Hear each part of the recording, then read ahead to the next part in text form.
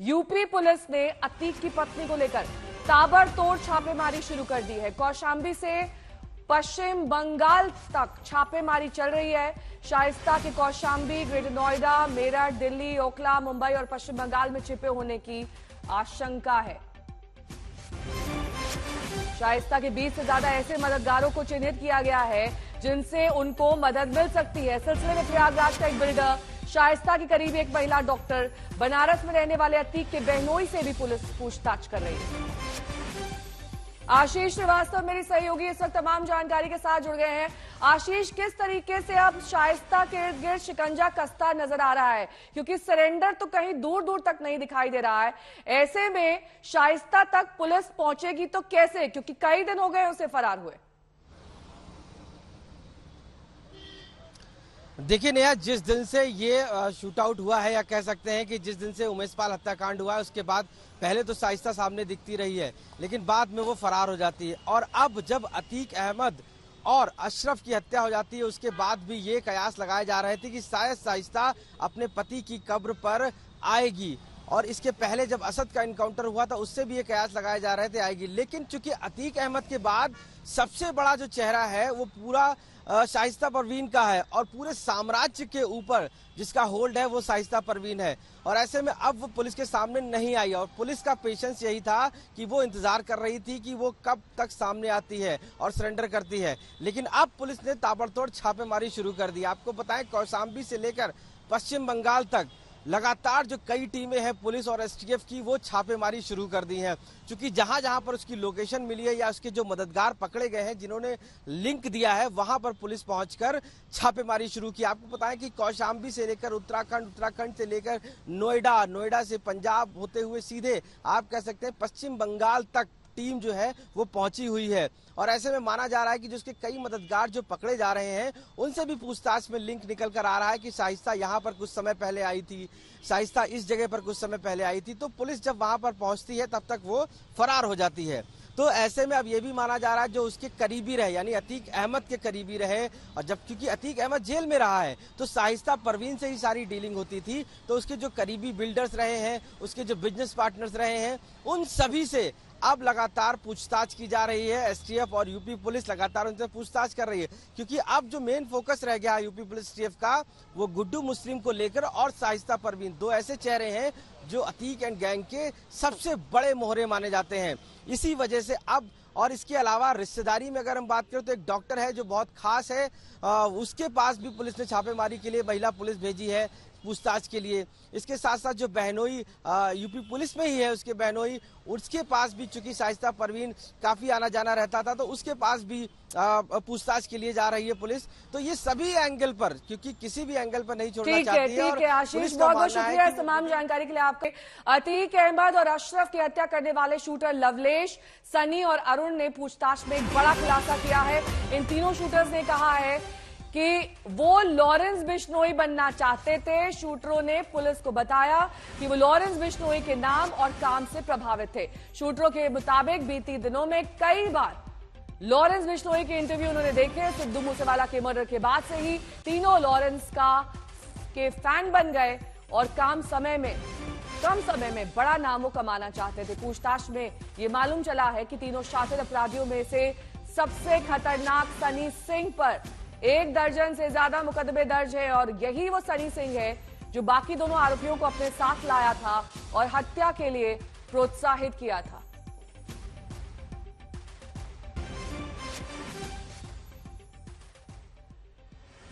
तो शूटरों का role model Lawrence Bishnoi बनकर सामने आ रहा है, जो शूटरों ने खुद खुलासा किया है कि वो दरअसल लॉरेंस बिश्नोई बनना चाहते थे, उसके काम से प्रभावित थे, और तीनों उसी की तरह कम समय में बड़ा नाम कमाना चाहते, नाम काम से प्रभावित थे।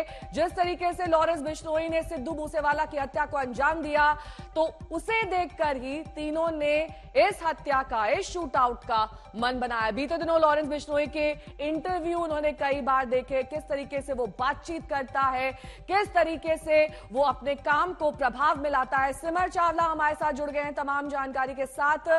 क्या कुछ लग रहा है, जो शूटर बोल रहे हैं वही वाकई सच है, क्योंकि तीनों अलग अलग जगह से हैं, तीनों एक साथ मिलते हैं, वो भी शूट आउट से 48 घंटे पहले, और इतना बड़ा प्लान बना लेते हैं सिर्फ एक आदमी को आइडल मान के। बिल्कुल नहीं, आपने ठीक कहा कि ये सिर्फ एक पहलू नहीं है, ये दो चीजें हैं। पहली चीज तो उत्तर प्रदेश पुलिस पूरी तरीके से ये जानना चाह रही है, पूरी जानकारी इकट्ठा करना चाह रही है कि इन लोगों के मन में क्या चल रहा था, इनका बिहेवियर कैसा है और इनकी मानसिकता कैसी है। इसके लिए जो पूछताछ करी गई उसमें ये सामने आया कि जो ये लोग बता रहे हैं कि हम लॉरेंस बिश्नोई को अपना आइडल मानते थे, कम समय में अपना नाम कमाना चाहते थे, और इसी के साथ यूपी पुलिस जो है अपने फैक्ट्स को चेक कर रही है। एसटीएफ को भी जानकारी दे दी गई है। जो कुछ भी पूछताछ में जानकारी सामने आई उसे बाकी एजेंसीज के साथ भी क्रॉस चेक करने के लिए शेयर किया गया है।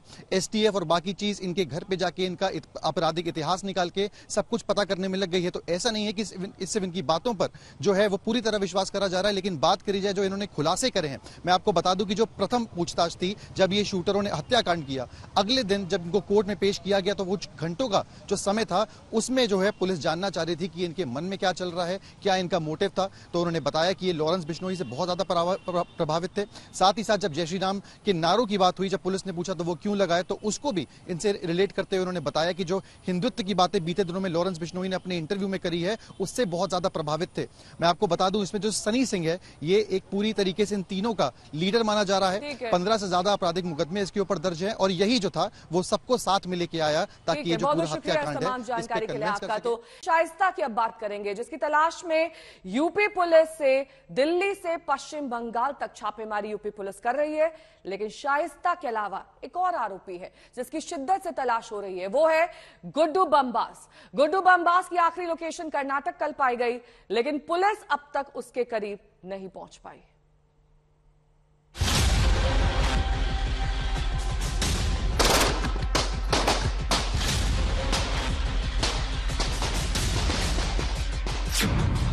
उमेश पाल हत्याकांड का ये वीडियो बेहद सनसनीखेज है।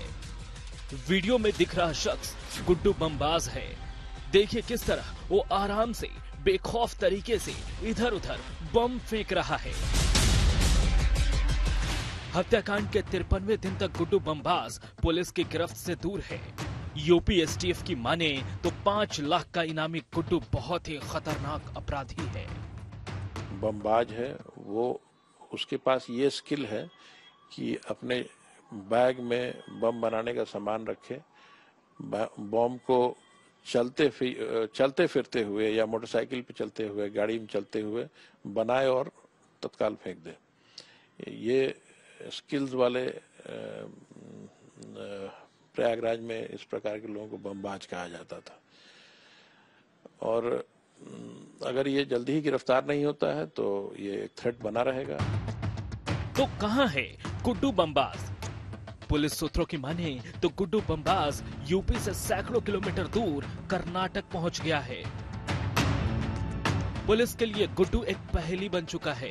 दरअसल जिस दिन अतीक और अशरफ का मर्डर हुआ उसी दिन से गुड्डू पर कयासबाजी तेज है, क्योंकि हत्या से पहले अशरफ गुड्डू मुस्लिम के बारे में कुछ बताना चाह रहा था, लेकिन उससे पहले ही उसका मर्डर हो गया। अटकलें हैं कि अतीक और अशरफ को ये शक हो गया था कि गुड्डू मुस्लिम उनके खिलाफ मुखबिरी कर रहा था। उन्हें लगता था कि इसी वजह से असद और गुलाम का एनकाउंटर हुआ। गुड्डू मुस्लिम इस मामले में न तो गिरफ्तार हुआ है न ही उसका एनकाउंटर हुआ है, यानी कि अभी तक सिर्फ गुड्डू मुस्लिम है जो फरार है। तो कहीं ऐसा तो नहीं कि उसके मुखबिरी की बात अरशद बताने वाला था। ये तमाम ऐसी बातें हैं जो कि फिलहाल अरशद के सीने में एक राज की तरह दफन हो गई हैं। अब देखना यह है कि क्या ये राज बाहर आ पाता है। बताया जाता है कि अतीक और अशरफ को यह डर लगातार सता रहा था कि गुड्डू मुस्लिम कहीं पकड़ा न जाए। दरअसल अतीक अहमद का खास बमबाज गुड्डू मुस्लिम अतीक का सारा नेटवर्क संभालता था। एसटीएफ को यह बात अतीक और अशरफ के रिमांड के दौरान पता चली। एसटीएफ के मुताबिक आईएसआई से पंजाब के रास्ते हथियार लाने का काम गुड्डू मुस्लिम ही देखता था। गुड्डू मुस्लिम प्रयागराज शूटआउट के अगले ही दिन अपने 5 साथियों को लेकर झांसी में सतीश पांडे के घर 5 दिन रुका था। कुछ दिनों बाद वो दोबारा झांसी पहुंचा था। 2 बार झांसी जाने के बावजूद गुड्डू मुस्लिम बच गया, लेकिन झांसी में ही अतीक के बेटे असद और शूटर गुलाम का एनकाउंटर हो गया। गुड्डू का आखिरी वीडियो मेरठ से आया था, जब अतीक के बहनोई डॉक्टर अखलाक के घर में उसने पनाह ली थी। लेकिन गुड्डू मुस्लिम का एक राजदार अभी बाकी है और वो है शाइस्ता परवीन। अतीक की बीवी शाइस्ता अब तक फरार है। वो न बेटे के जनाजे में आई, न पति और न देवर के जनाजे में। आखिर क्यों? क्या उसे डर था कि उसका भी वही हश्र होगा जो असद, अतीक और अशरफ का हुआ? समर्थ श्रीवास्तव, अभिषेक मिश्रा और अरविंद ओझा के साथ कुमार अभिषेक, प्रयागराज, आज तक। और आइए अब आपको दिखाते हैं एसटीएफ के एडीजी अमिताभ यश गुड्डू मुस्लिम पर क्या कह रहे हैं। सुनिए उनकी एक्सक्लूसिव बातचीत आज तक के साथ। सर, गुड्डू मुस्लिम सबसे खतरनाक जो है वो आरोपी है, उसको आप लोग इस पूरे मामले में ढूंढ रहे हैं। अब जो लोग फरार हैं उसमें सबसे खतरनाक शूटर गुड्डू मुस्लिम है, इसमें कोई शक नहीं है। एक बार पहले भी मेरा पाला गुड्डू मुस्लिम से पड़ चुका है। वर्ष 99 में मैं जब गोरखपुर में पोस्टेड था, तब उस समय गुड्डू मुस्लिम नारकोटिक्स के साथ पकड़ा गया था और उसकी फर्द मैंने ही बनाई थी। उस केस में मेरी गवाही के बाद गुड्डू मुस्लिम को 10 वर्ष की सजा हुई थी। बाद में मुझे जानकारी हुई कि अतीक ने अपने लॉयर्स के माध्यम से उसकी हाई कोर्ट से जमानत कराई और वो व्यक्ति अतीक के साथ अमंग हिज मेनी गनर्स चला करता था उसकी गाड़ी में। उस समय भी जब गिरफ्तार हुआ था तो इंट्रोगेशन में ये जानकारी हुई थी कि ये बमबाज है और बम फेंक कर हत्या करता रहा है, लेकिन कोई स्पेसिफिक जानकारी प्राप्त नहीं हो पाई क्योंकि उस समय इंट्रोगेशन का समय बहुत कम था। उसके जब ये घटना हुई तो सीसीटीवी को देखते ही मैं इस व्यक्ति को पहचान गया और हमारे टीम में और भी लोग हैं जो इसको पहचानते थे क्योंकि एक ऑफिसर करेली में 20 साल पहले चौकी इंचार्ज रह चुका है, वो भी गुड्डू मुस्लिम को अच्छी तरह पहचानते थे। ये एक प्रोफेशनल मर्डरर है और अगर ये फ्री रहता है तो फिर ये भी घटना करने में सक्षम है और इसलिए इसको पकड़ना आवश्यक है। अतीक अहमद, जिसकी हत्या कर दी गई, जो कुख्यात सरगना था और कई वर्षों का उसका पुराना रिकॉर्ड था अपराध में। 18 साल पुराना एक इंटरव्यू आपको दिखा देते हैं। ये बातचीत तब हुई थी जब अतीक अहमद सांसद था और राजू पाल हत्याकांड में आरोपी बना था। आपको बता दें कि राजू पाल हत्याकांड से अतीक के बुरे दिन की शुरुआत हुई और राजू पाल हत्याकांड के गवाह उमेश पाल की हत्या उसके खात्मे का सबब बन गई।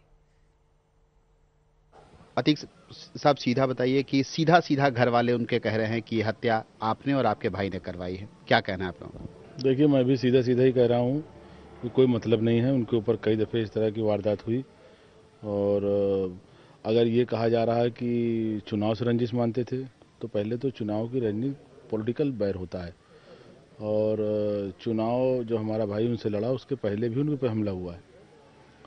तो ये तो राजनीतिक कारणों से अब कल बहुजन के तमाम लोग जुट रहे हैं, आरोप लगाएंगे, तो ये कोई मतलब नहीं है। आपका ट्रैक रिकॉर्ड कहता है कि जिसने आपसे राजनीतिक बैर किया उसने आपने उसको व्यक्तिगत बैर भी माना है। नहीं, ऐसा नहीं। मैं 5 टाइम लगातार एमएलए रहा, उसके बाद एमपी हूँ, ऐसा कुछ नहीं है।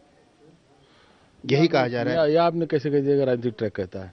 अब यही बात लोग कह रहे हैं कि आपको ये बात बर्दाश्त नहीं हुई कि राजनीति में आया हुआ एक नया लड़का इलाहाबाद में आपके राजनीति में आया हुआ नया लड़का तो हमारा भाई भी था और हमें बर्दाश्त होने ना होने कहाँ सवाल पैदा हो। तो मैं तो एमएलए था, मैं तो नई जगह से फूलपुर से चुनाव लड़ाया गया और माननीय मुलायम सिंह ने लड़ाया चुनाव, मैं एमपी हुआ। तो हमें तो सम्मान मिला, उसमें हमें कहाँ से अपमान महसूस हुआ? तो सम्मान मिला, मैं एमपी हुआ। क्यों आप ही का नाम आया, क्यों आपके ही भाई का नाम आया? आप कह रहे हैं कि सिर्फ अगर आरोप है, लोग आरोप लगा रहे हैं, तो आप ही के ऊपर उंगलियां क्यों उठी? नहीं, ऐसा नहीं, सिर्फ मेरे ऊपर आरोप आया। मैं चूंकि राजनीति में हूँ, संसद हूँ और सत्ता में हूँ, इसलिए हमारे ऊपर आरोप आया। बाकी अभी इससे 20 दिन पहले भी इनके ऊपर इन्हीं के गाँव में दिन दहाड़े हमला हुआ और गांव के लोगों ने किया, उसमें लोग नामजद हुए। ऐसा थोड़ी कि मेरे ऊपर कोई आरोप आ रहा। जिस तरह से हत्या हुई है, लोगों का यह भी कहना है कि जिस तरह से प्लानिंग से हत्या हुई, जिस तरह से जितने लोगों की टीम थी, जैसी प्लानिंग थी, जैसे हथियारों का इस्तेमाल हुआ और जिस बिल्कुल दुस्साहसिक तरीके से हत्या हुई, लोग कह रहे हैं कि इलाहाबाद में ऐसी टीम, ऐसे शूटर सिर्फ आप ही के पास हैं। नहीं, ऐसा नहीं है। अब किस तरीके से हुई ये पूरा तो हम भी नहीं बता पाएंगे, लेकिन हमने जो सुना है, जिस तरीके से आप लोगों ने बताया है और जिस तरीके से वहाँ के लोगों से फ़ोन से बात हुई, मुलाकात हुई, लोग आए, इसी क्षेत्र के हम लोग एमएलए रहे हैं, यहीं के रहने वाले हैं, तो मानी बात संपर्क होता है। ऐसा कुछ नहीं, ये इस तरह से अफवाहबाजी की जाती है और ये तो हम आपको बता ना पाएंगे किस तरीके से हुआ है। आप सांसद हैं, आपकी अपनी जानकारी होगी, कौन हो सकता है इस हत्या के पीछे? अब हो सकता है बताइए, हमें ये उचित है कि हम फला हो सकता है ये आपसे बताएं? ये तो उचित नहीं है। कोई आपकी जानकारी है क्या, कौन है इस हत्या के पीछे? निश्चित जानकारी हो तो एक संसद के नाते तो मैं एडमिनिस्ट्रेशन की मदद करूं, लेकिन निश्चित जानकारी नहीं हो तो मैं हवा में बताऊं अंदाज से, और कोई अंदाज होगा भी तो हम आपसे कहे बताने लगे। ये भी आरोप है कि जिस गुपचुप तरीके से पुलिस ने उनकी लाश को वहां पे दाह संस्कार कर दिया बिना उनके घर वालों को बुलाए, वो भी आपने अपना प्रभाव इस्तेमाल किया। नहीं, ये प्रशासनिक फैसले होते हैं, इस तरह से घटिया आरोप नहीं लगाना चाहिए। ये कानून व्यवस्था प्राथमिकता होती है, उसको देखने के लिए किसी भी सरकार के अधिकारी हों वो स्वतंत्र होते हैं और इस तरीके से छोटी बातें नहीं करनी चाहिए। आज तक HD सबसे तेज सबसे ज्यादा।